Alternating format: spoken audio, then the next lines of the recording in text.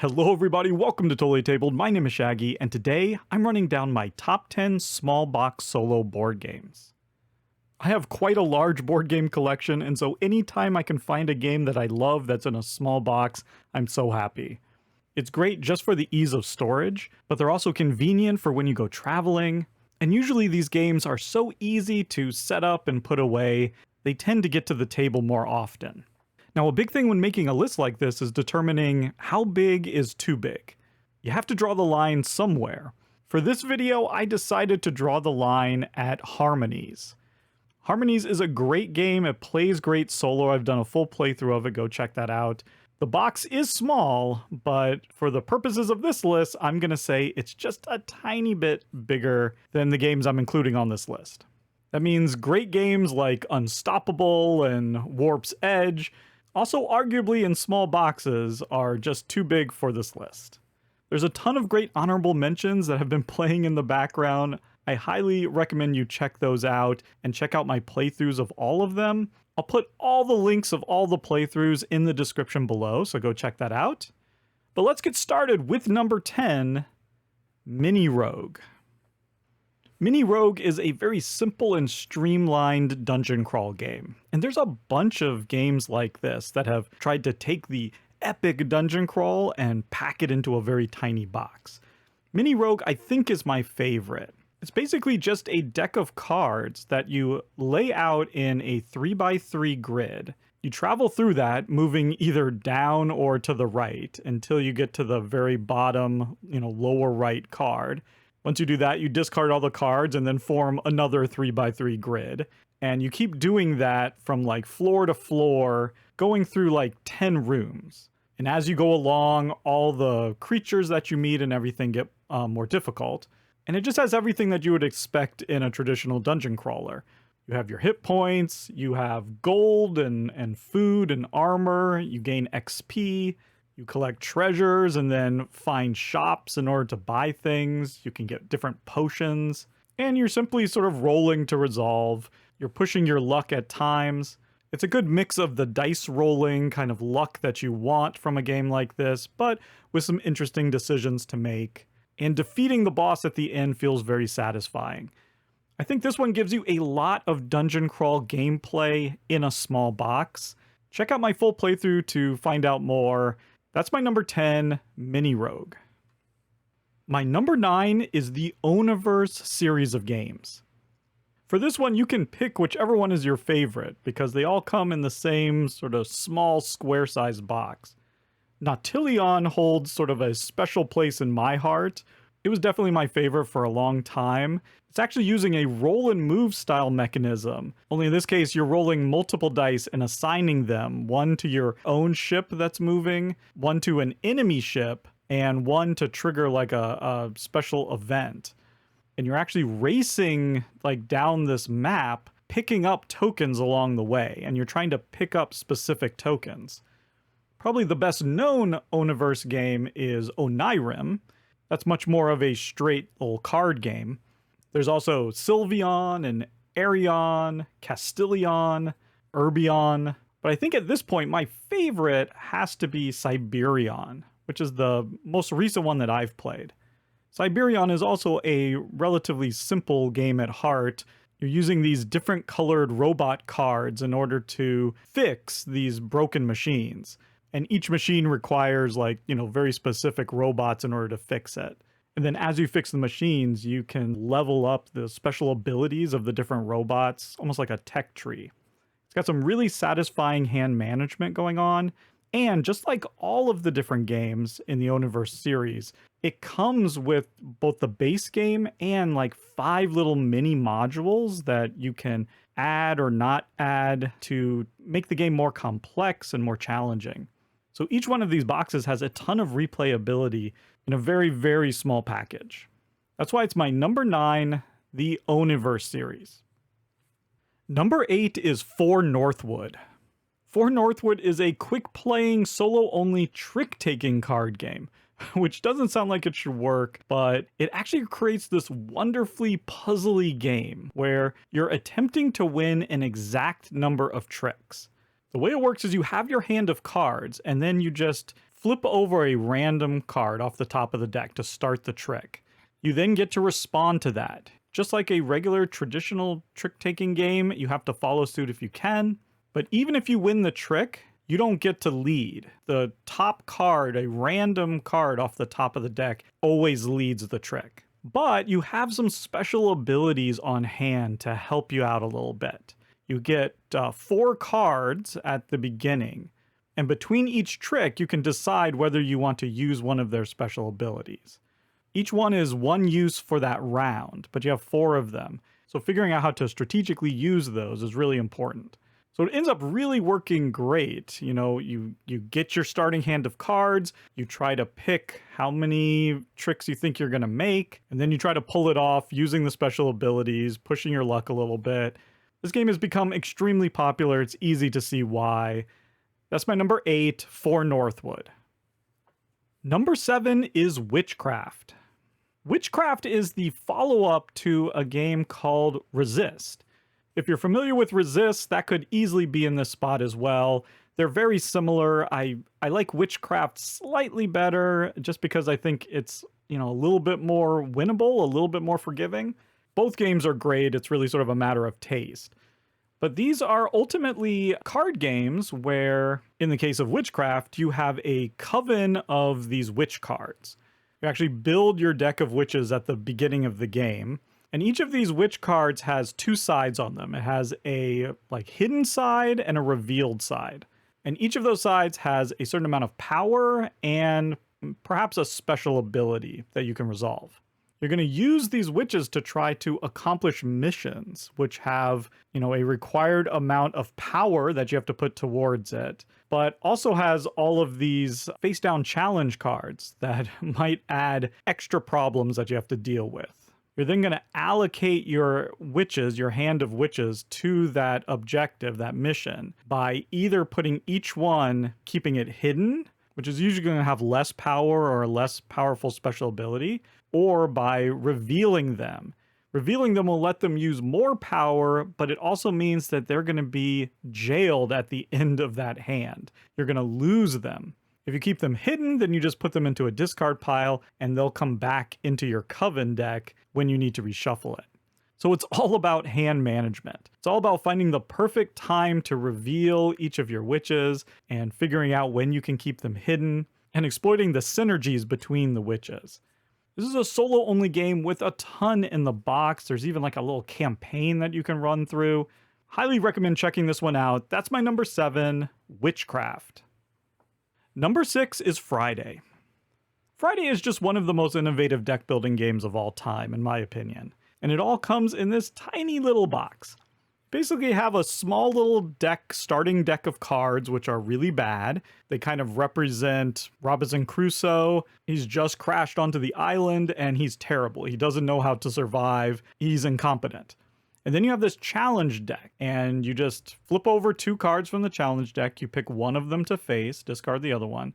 And you're going to need to flip over a certain number of cards and hopefully get enough power to successfully complete that challenge, to overcome the challenge. And if you do, then you get to add that card to your deck, right? You just flip it over, and then on the other side, it's a special ability that shows Robinson Crusoe is getting better. He's learning. He's gaining skills. He's becoming more of a survivalist.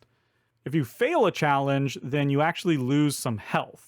The trick is you actually need to purposefully injure yourself at times in order to trash the bad cards out of your deck and thin your deck. Because when you lose health, you also get to remove bad cards from your deck. So the game is all about deciding, when to push for success and when to admit failure.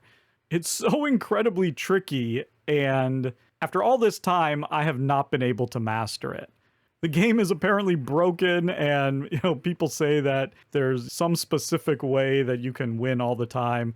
I have never figured it out. I doubt I ever will. And I'm thankful for that because it means I can still enjoy this really fantastic, fun solo game.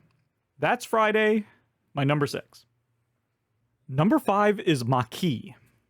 Maquis is a small worker placement game where players take the role of freedom fighters resisting the Nazi occupation of France during World War II. You place out your freedom fighter meeples into different locations throughout the city in order to gain resources and take special actions. The twist here is that police meeples are also being placed in random locations. So at the end of the round, your crew must be able to trace a clear path back to your safe house. If they can't, then they're arrested and you lose that meeple for the rest of the game. It's a tense push your luck system that really brings out the theme. And because the police will usually not go to a place where you've placed a worker first, that means that you're often trying to create these like supply lines where you're just placing out meeples, not necessarily in a location that you want to take the action for, but just so that your other workers will have a way to get back to the safe house safely. It's a pretty unique twist on worker placement. And the game comes with a ton of different missions that you can attempt with a variety of difficulty levels. Maquis really feels like a bigger, meatier game than it actually is. And that's why it's my number 5. Number 4 is The Bloody Inn. If you're familiar with the channel, you know that I love The Bloody Inn. I talk about it a lot. I've done 2 playthrough videos for it, so go check that out. But this is a brilliant card game with some of the most evocative and unsettling artwork I've ever seen that really brings to life this game's dark sense of humor. You play the manager of a hotel that's going to murder and rob and then bury your guests in order to make money. And the way you do that is by playing cards. It's a mechanism you see in quite a few games. It works really well where you have to spend cards in order to gain cards or play cards. The cool thing here, though, is that each card has an action that it's proficient in.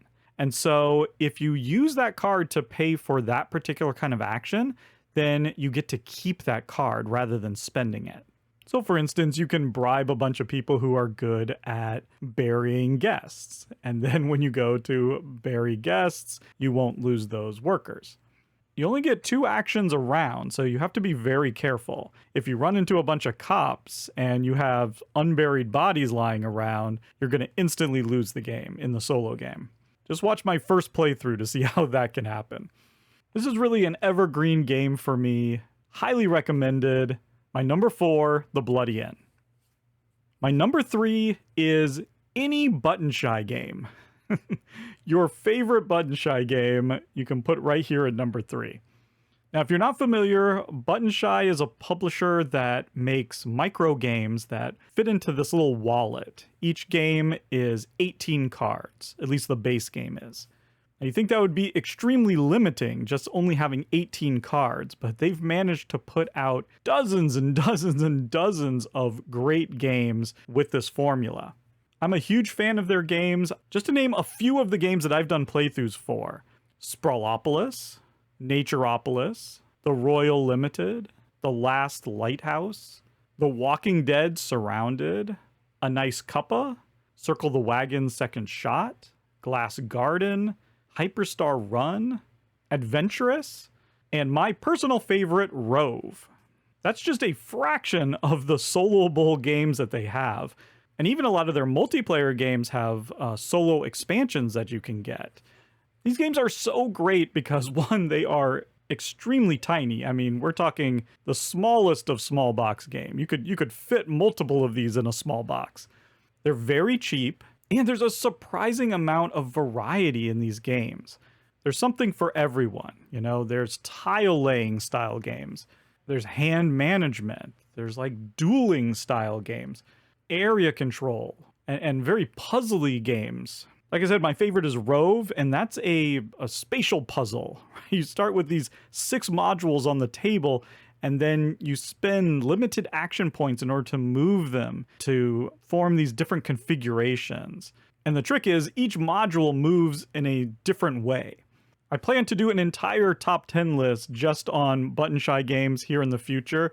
For now, I'd say look at the playthroughs and find one that seems to fit your playstyle, because I guarantee you there's at least one that you'll love. And that's my number 3, button shy games. Number 2 is The Lost Expedition.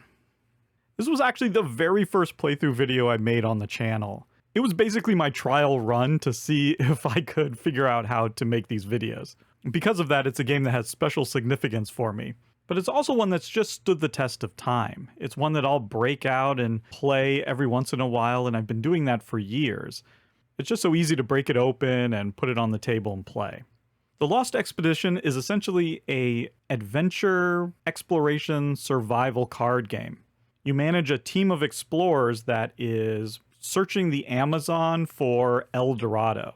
In terms of card play, you're both drawing cards off the top of the deck and you have a hand of cards. And it's all about trying to order those cards in a specific way so that when you resolve the line of cards from left to right, you get the best results. Each card represents an event, and there are these banners that are different colors, and some of the banners you have to resolve, some you can choose to resolve, and some you have to sort of pick between. And you're going to be managing your explorer's health, you're going to be managing food and ammunition. Go check out my playthrough to see exactly how it works. There's actually a lot of great decisions, and it's very puzzly and satisfying to play. Quite difficult. And it just has these really large cards with absolutely gorgeous artwork. That's my number 2, The Lost Expedition. And my number 1 small box solo game is Coffee Roaster. Coffee Roaster is a quirky solo-only bag builder about making the perfect cup of coffee. I've talked about this game a lot. It actually makes a lot of my top 10 lists, so I won't belabor the point here. There's just no other game that quite feels like Coffee Roaster. In a nutshell, you're going to be pulling these tokens out of a bag, and then you're going to be manipulating them using different abilities. You'll be roasting these beans to higher numbers, and then putting them back into the bag. So you'll have a bunch of chips in there that represent beans, and it'll be a 0. So it means it's had a 0 roast. But when you pull it out, you exchange that 0 bean for a 1 bean, and then you put it back in the bag. So now those beans have a 1 roast. The next round, you'll do the same thing, pull a certain number of beans out of the bag. If you get one of those 1s, then the 1 becomes a 2. So now it's at a 2 roast. And slowly, the total number is increasing in the bag. That represents you roasting the beans. Now there's a bunch of other chips in there as well. There's, water, there's, different things, different flavor tokens in there, which you can then use to activate special abilities to manipulate the beans further. What you're attempting to do is to tune the bag so it has just the right numbers in there. You want to make sure that you haven't over roasted any of the beans, because if it goes past 4, then it gets burnt. And so once you've decided that you're done roasting, you stop, you move on to like phase 2 of the game, where you're now pulling tokens out one at a time and putting them into your cup. Your goal is to reach a very specific number, right? To not go too low or too high, and also to have certain flavor profiles in there. Like I say, it's very quirky, very unusual game. The process of pulling tokens out of the bag and putting them back in, it's very satisfying, very tactile. Just a great mellow solo experience. And luckily the box is just barely small enough to make the list. So there you go, that's my number 1, Coffee Roaster. What small box games did I miss? Please let me know in the comments below. If any of these games sound interesting, I've done playthroughs for every single one of them. I'll have the links in the description below, please go check them out. And if you enjoyed this video, please like it and subscribe to the channel. That would help me out a ton. Well, there you go, that's all for me. Thank you so much for watching, and goodbye.